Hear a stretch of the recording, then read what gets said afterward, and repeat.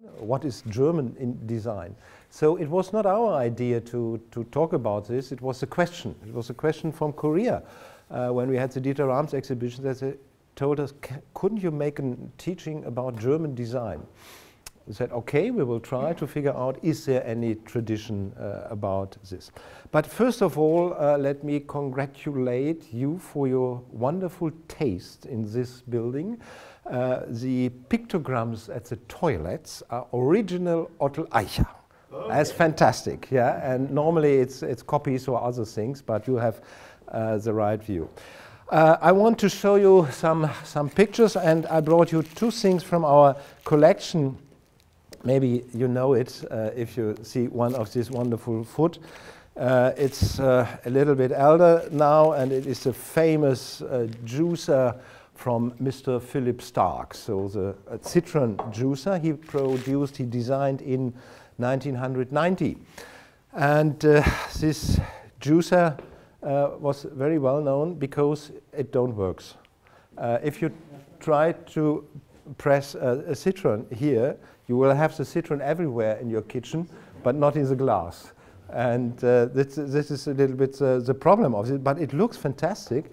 And Philip Stark is a clever guy, and he said, haha, this is not a citron press. No, this is a piece of communication. But this was his new explanation he made in the last years. So it's a typical thing of what we call postmodern design in the 80s, which reflects to this very functional design of the 60s and the 70s, because this often was said, yeah, this functional design from Germany, it has no charm, it is so cold, it is nothing we can talk about. And I have another thing, this is indeed a German designer, Recker, who made this case in the year 1965 at the Hochschule für Gestaltung in Offenbach in Ulm. Where he taught in this time, and it was a new material called polypropylene. It's a wonderful word.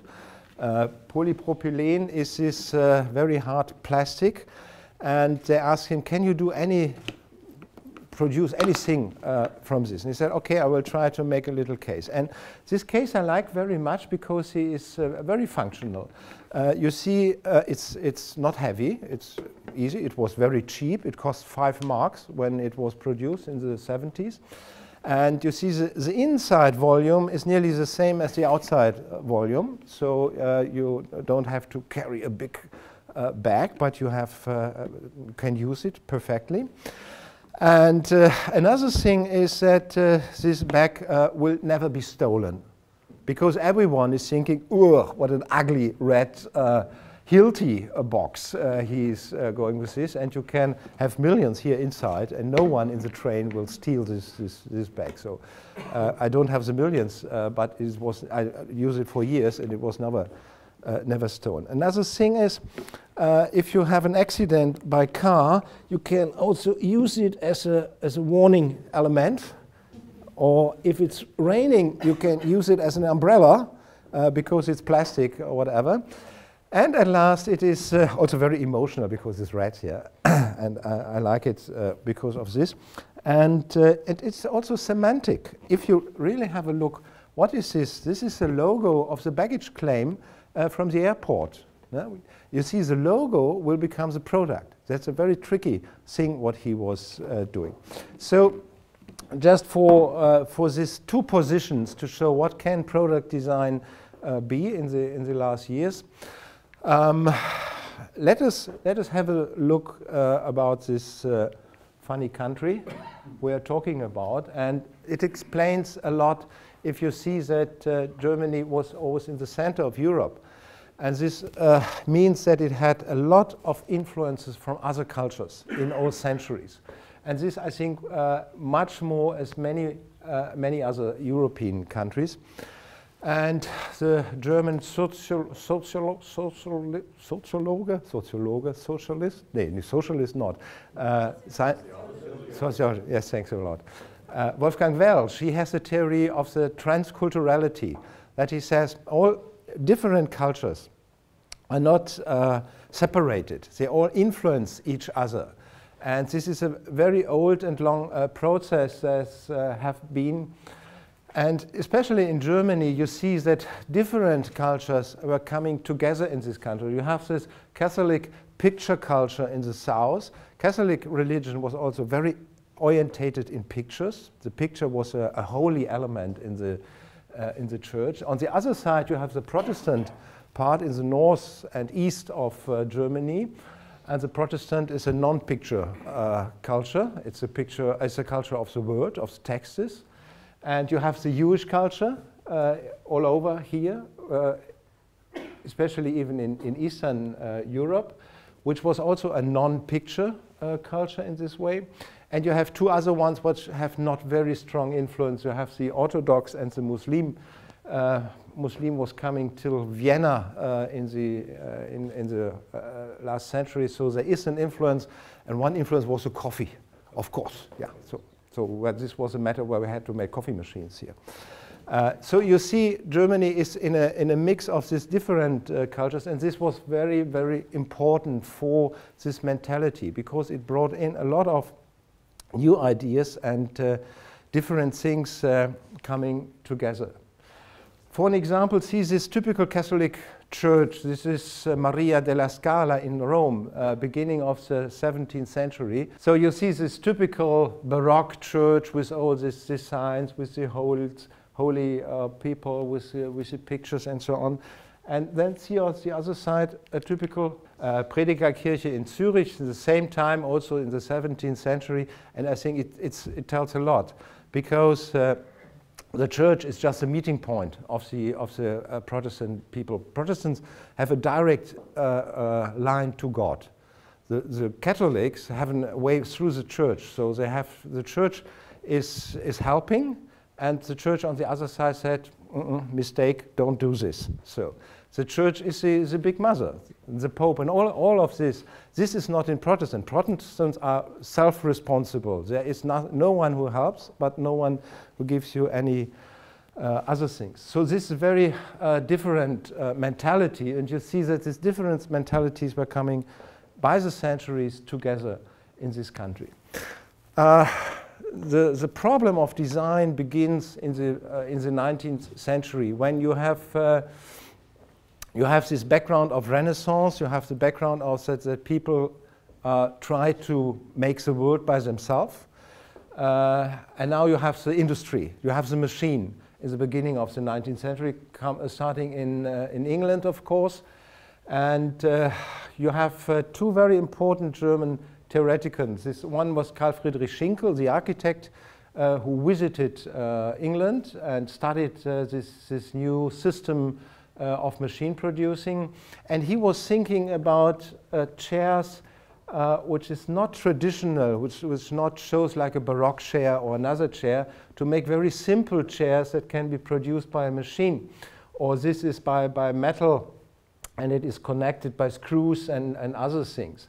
Or you see his famous Bauakademie in Berlin, which is a serial thing. You see 1, 2, 3, 4, 5, everything looks the same. And you can add more if you like. So this is a complete new form of architecture. And you see it's influenced by this very simple fabric architecture from Great Britain. And another one was Gottfried Semper, maybe much more important as a theoretician. He worked in London also around mid of the 19th century when the first World Expo has been in London, in the Crystal Palace, and all countries were invited to show their products, but no product had a real modern design. Most machine-produced products looked like made by craftsmen or other things. So, and Semper was building up a theory that every technical product is a result of purpose and material. Very, very important for the new theory of design. He was also one of the thinkers of the Victoria and Albert Museum in London. And Victoria and Albert Museum, it was a kind of collection for fabricants and users to show what could be a real good product. It's a little bit a mother of all this museum. Also our museum was founded in 1877 with these ideas.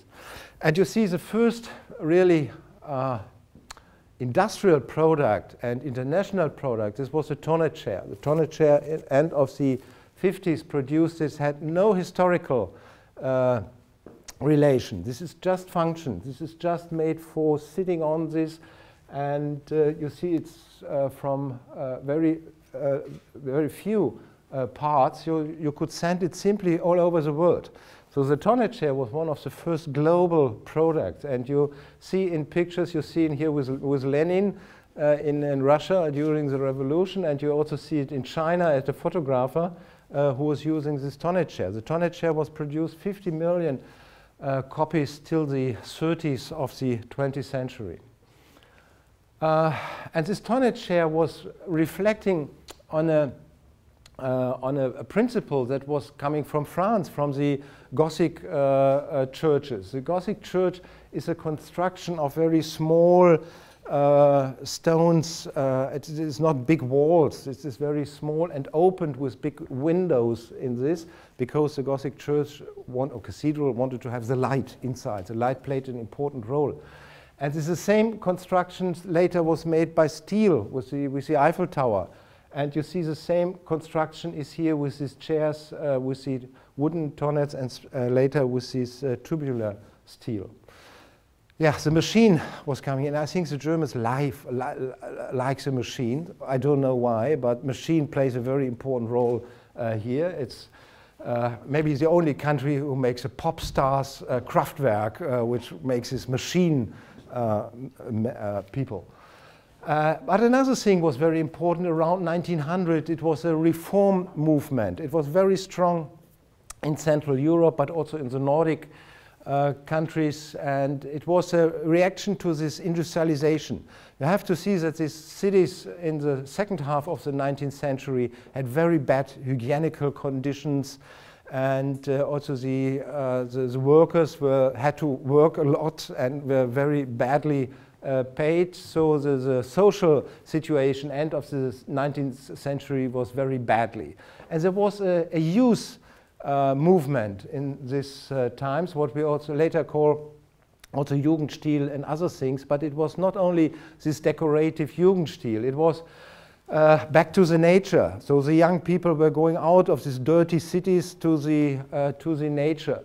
Or the new form of dancing coming by dancer Isadora Duncan from America and also from England to Germany. It was completely new feeling of my body. This was new. This all dancing before, if you see the classical ballet with the tutu is completely another thing as this free persons that go over through the theater. So you had a lot of this thing. You had nudism, vegetarianism, natural healing, reform of clothing, sexual reforms, and even no alcohol movement, garden city movement, women's movement, and so on. There's a very strong movement in this time, and I think it was very, very important for the design discussion of the 20th century. Another thing was that the Art Nouveau in Vienna was reducing the things to very geometrical things, as you see here on this table, centerpieces by Joseph Hoffmann. Yeah, the Wiener Werkstätten. And there was one designer at the beginning of the 20th century who was maybe a door opener. It was Peter Behrens, who worked for the new company AEG, Allgemeine Elektrizitätsgesellschaft, which is today not still existing. It was one of the biggest electricity companies, and he did everything from the graphic design, from the product, till the architecture. And it was the first corporate design of a company worldwide. You see, this logo was designed before the First World War and is still in use today, but just as a logo for other products. But what he made a very important step. He made the step from this historistic machine style, as you see this AEG lamp, which is made with flowers and other things in metal. And he made a very clear machine design. This is technical, completely the same thing, nothing changed. But he made no artificial ornament, so these technical things becomes a form of ornament, and it's a machine style. And this was a first step to contemporary design.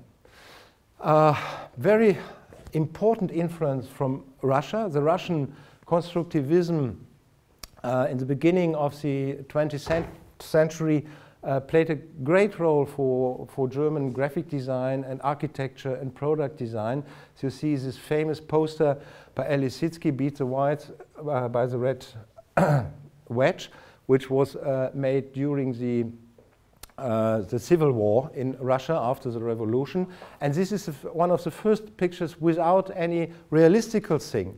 But you understand it. You see, haha, the whites are the bad guys, and the reds are the good guys, and they bring it in and divide it in this way. So it's simply to understand, even if you cannot read, because the text is completely the same. And Malevich was very important. Malevich was trying with these geometrical forms to make architecture, forms of architecture, which was very influential to the Bauhaus. Or from the Netherlands, this famous red-blue chair by Gerrit Rietveld played an important role for the Bauhaus aesthetic. You see, the Bauhaus itself, it was not the place where modern style was the birthplace. So many people, especially in Japan or in Korea, say, oh, the Bauhaus, yes, the Bauhaus, this invented our modern design. The Bauhaus was a good forum of discussion from very different influences, from Russia, from Netherlands, from Hungary, and it had a perfect manager, and this was Gropius. Gropius was a very, very good moderator, but not an inventor of new forms. So Marcel Breuer, you know all of this, and you see, like, Breuer is making this form, this is this is like a sculpture which goes through the room. You see this yellow cutted end of this form, and the same in metal is made by Breuer by this tubular steel. And you see these very simple forms, for instance, with this ashtray by Marianne Brandt. Or the new typography, even Jan Schichold, who made in 1925, not at the Bauhaus. So it was not only the Bauhaus in Germany, but many more things, this revolutionary manifest. Or the new Frankfurt. This was also a very big project between 1925 and 33, where the city, it was a social democratical, new socialist, half partly socialist city, and said we have to build flats for our workers, for our people with less money, and they built it in 5 years, more than 15,000 flats. It's unbelievable in this modern style. So today, try to build 15,000 flats in 5 years. You don't get any permission in this time for anything. So the Brown factory was founded also in the 20s in this new style.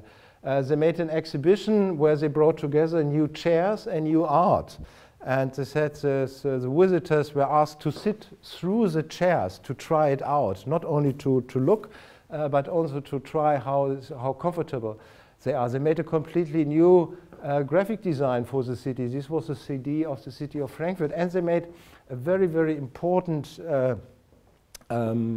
typography. This was a Futura by Paul Renner, and it was spread by Bauersche Gießerei, who was the biggest type producer in this time and was spread all over the world.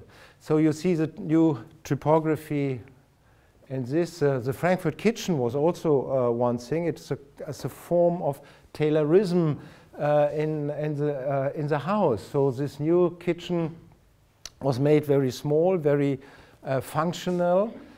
So you don't have to go through a big room. You can put out everything here. And Grete Schütte-Lihotzky from Vienna was one of the very important interior designer in this Frankfurt project. This is a propaganda photo of this new living. So for us today, it's normal. But see, in the year 1929, this was completely new because normal flats were very high, had old cabinets and other things. And now you see this geometrical architecture, the people should go out, sit on the top of the roof and read and do whatever. And I often, for a long time, I thought this was a real photo, but it was not. It was made with actors from the theater, and so Paul Wolf, the photographer, tried to propaganda this new way of living by this. You see, the lady has this very modern haircut, and she has perms and other things. So that never a working family were sitting in this way on this architecture. Another point is that the reception of Frankfurt was also in the other way. So Alexander Rodchenko, who made this collage in the 20s with his radio city, this should be a kind of future city, and he was using the gas house in Frankfurt built by Peter Behrens in the year 1911. The Bauhaus. Of course, the Bauhaus had a very important role, and maybe the most important thing was the building in Dessau, which Meyer and Gropius designed. And this was the first architecture which had not a front and a back side. So every side of this house was a front side, and this was completely new. The entrance was here, so completely new situation. Normally the entrance is in the center and the windows are around. No, here everything is the same important. So you know the Bauhaus thinks the triadische ballet, that they try to figure out this new dancing with masks, or you see here with this wood things to figure out the space. It's the same like the chair by Rietveld, the red-blue chair, the same idea of handling the space. And the director, the third director of the Bauhaus, Ludwig Mies van der Rohe, then later could realize his ideas in America. But his first idea of a glass high-rise was from 1921. Stuttgart was very important. 1927, there was an exhibition with all very important modern architects like the Taut brothers or out from Netherlands or Le Corbusier, and they tried to invite the new city. Interesting is this photo in front of a house from Le Corbusier. The photo was made in 1927 when the building was realized, and today we see the building looks quite modern and the car looks very, very old. And, but it was completely in another way in this time, because Corbusier always said, when you make architecture photography, put a brand new big car in front of my architecture so that there is an image transfer from this super modern car to my architecture. And you see what is changing in these times. So also in the war and in the Nazi times, the product design was used as a more functional design, not the architecture. The architecture was very pathetic and the fine arts was completely forbidden, but many of these modern designs was also used in this time. After the war, there was one project which wanted to invent the design completely new. It was the Hochschule für Gestaltung in Ulm. It was a reaction to these Nazi times when Otto Isiah and his wife and Max Bill said, we have to make a complete new school with not a democratical view of things, to make things simple, not representative. One of the icons of this time was the so-called Ulmer Hocker. Or also Peter Recker, our case designer, made these cardboard chairs in this time in '67. Also a very revolutionary idea to make furniture by cardboard. And you see that Ulm was very, it looked a little bit like a cloister in this time, and the, it was a very tough atmosphere in this school. One of the also icons of German design is this wall clock produced by, or designed by Max Bill.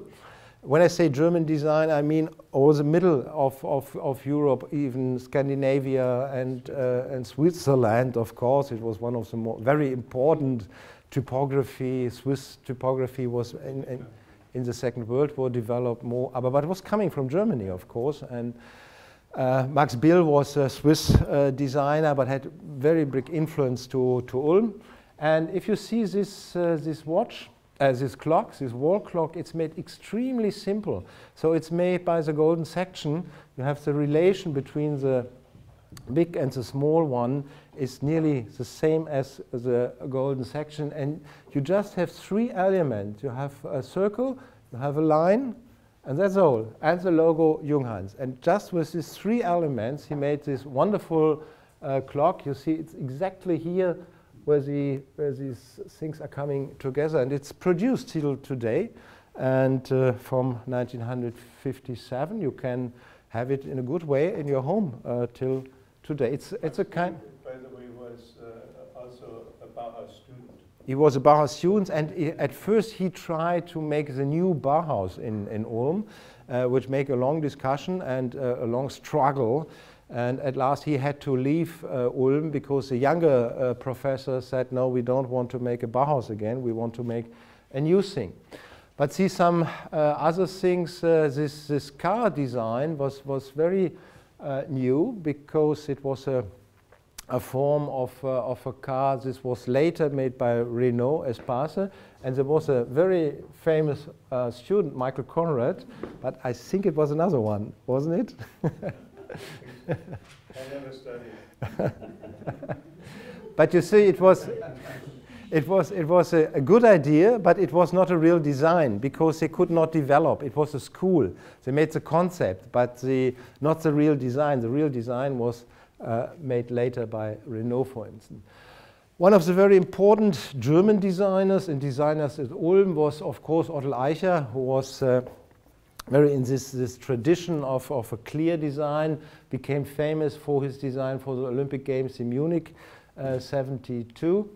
And if you see his pictograms, which are still in use till today, made very clear with this grid system.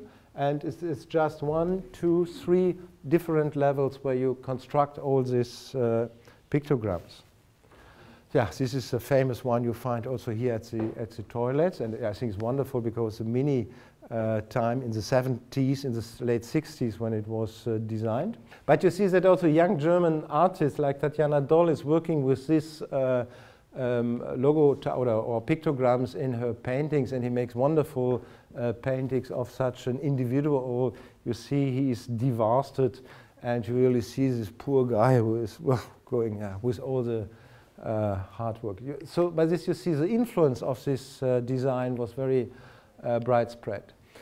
Another important one, Willy Fleckhouse, he was a very good typographer working for Surkamp. It was a book publishing house in Frankfurt, now in Berlin, I think, but not so successful as it was in Frankfurt. And he made wonderful cover designs. For instance, if you see this very famous Edition Surkamp, where he made every book in another color, I think 42 or 44 different color every year. And if you have such a shelf full of these Surkamp books, it simply looks good.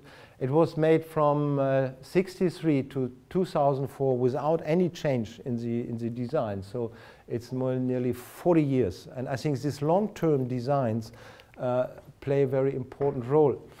Hans Rudolf Lutz from Switzerland, very interesting typographer who was searching for this signs he was finding all over the world. And a new one, Andreas Oebele, one of the, I think, very important typographer who works with new forms of logo types. You see he's using this old Otto Isiah, but not here at the door, but in the ceiling of this. Yeah, and now Dieter Rams. Dieter Rams, maybe the most well-known German product designer, who, for instance, made this radio in '63. It's a world receiver where you could find every radio station in the world.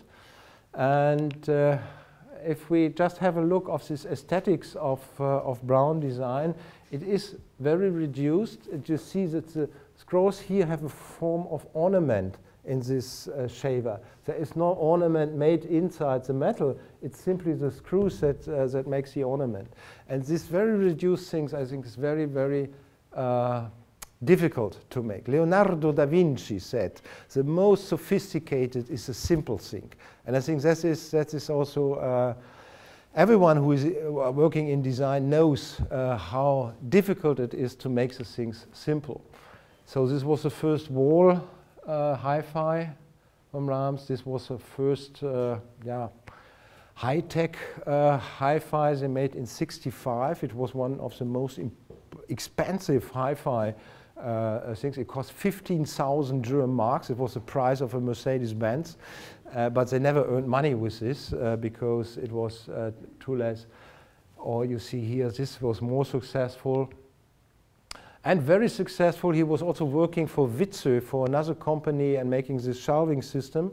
And this shelving system is produced till today. So Witzö is still existing. It's a British company today in London. And they opened, this week, they opened a showroom in Munich. And it's made in 1960.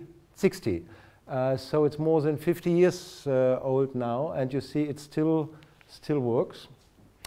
And what Brown, for me, makes most important is that they made another step. They made a step from this machine style to a kind of civil style. You see this press from 1952 from Brown. This is this typical machine style, a little bit influenced by America. And then years later, Gerda Müller at Brown makes this machine. Technical, completely the same. But what a difference in the aesthetics of these two machines. So you see this is the same step as Peter Behrens made from this historic to machine style. They made it from machine style to kind of civil style. So you see it also in other things. This first high phase, they have these screws here, and then later it is very clear, very reduced design. Or they invited the radio completely new. This was a standard radio in the 50s. It was a kind of black box on the table, and on the back side it was more or minded open because the heat of the radio was going out, and they made a complete new one together with Gügelow. And this has no backside and no front side. The same like the Bauhaus building, same idea. You see, you can see it from this side here, even under the machine. It looks quite good. And it was a very clear technical thing that they brought now into the living room. And this was new in a living room to show techniques. This was unbelievable before. And they made this plexiglass thing so that you could see this technique. So Brown was a company founded in '21 and was always very engaged, also in the early times. But the real design was upcoming in the mid of the 50s. Mid of the 50s, the standard in German living rooms was this, and what made Brown in the same time was this. So this was in '56. So for many people, it was completely crazy. As they say, "What is this? Is white? It looks like a pharmacy, or whatever, or a milk-producing fabric, or what else." So it was a jump between these two things. I don't want to talk too long now about the Brown company, but they were building up a very complex team. With, you see, different designers in the, I always say it was a kind of a lab in the 50s. There was no one who knew how to do all the things. But all people were asking, what can we do? So they had the elder ones like Eicher, Gügelow, or Wagenfeld, or so on, and the young guys, Rams, Müller, and they were all working in this lab situation. And you see very different generations together. The old Wagenfeld, born 1900, and the younger one, Rams Müller, born in beginning of the 30s. There were 30 years between. So it was not a homogene situation, but I think very creative in this time. The cool jazz was for them, this was the opening for a new world. So they were kids when the Nazi times was all this Ramadan music and whatever, and they said, and this cool jazz coming from America with the GIs to Frankfurt, this was for us, it was a vision, and we also wanted to produce our design like this cool jazz was. So the cultural influence was indeed very important. So you see in the beginning in this laboratory you have very different results. You have more minor traditional radios, you have this new one, you have this Wagenfeld which is more influenced by Bauhaus, and you have completely new things like this kitchen machine from Müller and so on. And what's the difference between Ulm was and Braun? Ulm was a school, as you see, and this very funny photo I like very much, that you see the coffee cups here in one row. So this was Ulm, everything very exactly done, but hard discussions. Here there were discussions why Max Bill has to be separated of the school. And on the other side you had Braun. This was it was a team, and they were related to the markets and to the production and to other things. So they could develop the things much better as the school in Ulm. And this was the matter that the heads of Braun said, so we have to stop this collaboration with the school and we have to build up an own design department in our company. And I think this is a very, very important model, which also was made by Apple later. You have to have a CEO who knows design, who knows that design is not only package, that design is the essence of things. And you have to make an atmosphere where the designers, the technicians, the marketing people all work on one level together. And not that they invite new things and at last the designers make a kind of package design. No, the designers are the same searchers as the technicians, and you have the absolutely complete same structure in the design team of Apple. Also just 16 designers. 16 designers is not so much for such a big company, and it was the same Braun, also 15 to 20 designers, because even Ive and Dieter said, with 16 people I can work very direct, I can sit together and say, hey, let us think about new ideas. If you see big companies like Samsung, they have more than 500 designers, and I visited Samsung 2 years ago, and how will you bring in a spirit to 500 designers? This is impossible.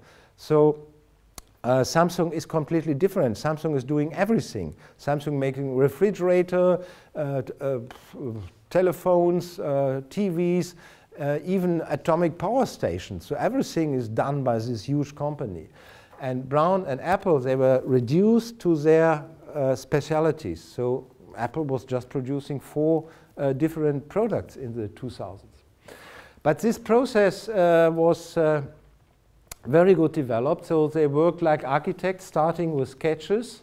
You see that Dieter Rams was trained as an architect, and he's working with this classic role like an architect. And then they were making drawings, and maybe cigar smoking was very important for this process. Today, unbelievable. This is Dietrich Lupps, one of the very important designers. And the discussion, you see, in this time there were no computers. They had these drawing boards, and these drawing boards gave another situation, so they could all stand around and discuss and not only sit in front of this little computer. So I think it was very important in this time. And they made very precise models, and with this they could discuss it with the CEOs and present their new ideas, always, not one time per year, but always when the new ideas produced in these wonderful models, they discuss it with the marketing people and with others. We in our museum were very lucky now, because we got a big permanent Leihgabe, Dauerleihgabe donation by Braun. of 250 pieces, and now last month we get all the models they have, and these were 70 boxes full of shaver models and HiFi models. So I have to do for the next 5 years just to work with these wonderful things. And it's interesting to see what they developed, what was not produced, and we will try to figure out why did Braun not produce things. So you see, this was the very small design team of Dieter Rams at Braun. Some interesting things, typologies. So what all you find is cube and cylinder in many of their products. You see these cylinders, you see the cube form is often in many designs. You find these slits. They made slits in all products, even in this little lighter. You see here working with slits, same as in the radios and so on. So and this brought together all these products to one corporate design. At last one, there is a typical red dot, they always said. You see this red dot was also in the very early Braun radios and in the shavers and other things. Maybe it was sometimes a green dot, and they had the clocks, they had always here the yellow one. And other companies, of course, adopted this, like the Hitachi or the Sony Walkman. So these elements brought together these very different products to one corporate design. Another important thing is modularity. As you remember, the architect Schinkel in the 19th century was working with this modularity, and the same was Braun with this HiFi. There was a discussion who first started with this, HFG Ulm or Braun. You see, this was the thesis of Herbert Lindinger, an Ulm student. And also the stands were made by the HFG Ulm for Braun by another Konrad, always Konrads here, Hans G. Konrad, who worked for, was the first student in HFG in Ulm, and then worked for Braun, and then at last he worked for Lufthansa. You see, even the HFG was very engaged in these systematical things, reflecting to this old Schinkel building from 1832. Even Gropius worked in this way. But also one of the first radios was made in such modules. You see this so-called D-Zug by Siemens produced in 24. Radio was just invented. You see the different parts of a radio tuner and so on. And you also see that this was the first idea to make an electrical loudspeaker. They didn't know how to be a loudspeaker, so they used this old from the gramophone and made a membrane here inside, and it worked more or minor mechanical. Interesting to see that there is missing the right form for it. So even the furniture or the last HiFi is in this modular form, and also the furniture of Dieter Rams, and even the advertising of this was showing you can have this this Sessel, this armchair, and you can put away this part and bring together two, then you have a sofa, or you can bring together three and you have a bigger sofa. So this is very modular. The color is very reduced at Braun, but very important. You see there is just red here and a little bit red here and there. But it's a difference if you put the color away. It's very less, but it's absolutely important. Same here at these calculators. You see also very reduced. You have this yellow knob over here, but this makes it the elegance. And you see there's another thing. There's also a little light here on this convex things, because Spitzlicht, as we say in German, it's a kind of brilliance bringing in without any decoration you do. The ornament is coming by the function. this more example, and this was a simple color system of Brown. They didn't have big books with color systems. They just had this card and said, okay, green is for the power, red is for FM, and then we have a little bit gray, a brown, and out. That's all. So, and they simply use this card for their color scheme. User guidance. You see, this was a very early television made by Herbert Hirche für Brown. And the funny thing on this television is it has just one knob here. So, and the knob says, press me and you have television. It was good for this time because there was just one program in the mid of the 50s. But they put all these other things here in the top. And I think this is a mother of this simple audio guidance also Apple was using. A fantastic idea to show, especially you have to not forget, television was very complicated, especially for elder people. So that, no, television is not too. And here they say, hey, print this button and you have television. Same as in this kitchen machine. You see here's just one point you have to turn, and then here it's also blue and something happens over there. It was produced more than 40 years in the same form. Or the film cameras, also very reduced just here on these three knobs where you could do everything. And if you see the elder Nitzo Heliomatic at the beginning of the 60s, when Brown bought this company in Munich, it was a typical industrial product. It was this machine aesthetic with very many knobs where you could make all the things. And in 4 or 5 years, they changed from this to this. And this was a giant jump, I think, in design. Or the calculator, it was so simple that the user's guidance was on the back side. This was old. You didn't need any booklet or other things. That brings me to the last, for me, very important things, transformation. Transformation, I think, is a very important thing, not only in design, but also in other things. Transformation don't mean copying. Transformation, for me, means to see things in one object and to transform it in another object. For instance, here, this was a little radio by Brown, where they didn't change anything, just the color. So it's the same form as the elder thing was.